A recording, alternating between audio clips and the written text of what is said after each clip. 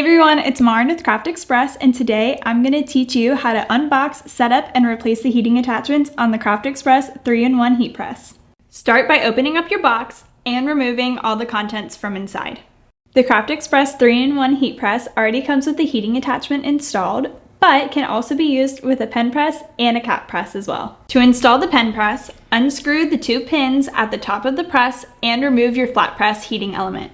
Unscrew the bottom platen as well as the heating wire, then install the pen attachment flat platen on top of the machine and the pen holders on the bottom. Make sure to attach the heating wire to the machine. To attach the cap attachment, screw in the downward curve thick heating element to the top of the machine and attach the heating wire to the machine. Then install the padded cap holder to the bottom of the machine. Setting the time and temperature are the same no matter which attachment you are working with. Simply plug in and turn on your machine. Press the temperature button and then the up and down arrows to set your temperature. Press the temperature button when you are finished to lock in your settings. Press the time button, then the up and down arrows to set your time, then press the time button one last time to lock in your settings. Use the play button to start and stop your machine. Your Craft Express 3-in-1 heat press is now set up and you're ready to start your first project. Happy crafting!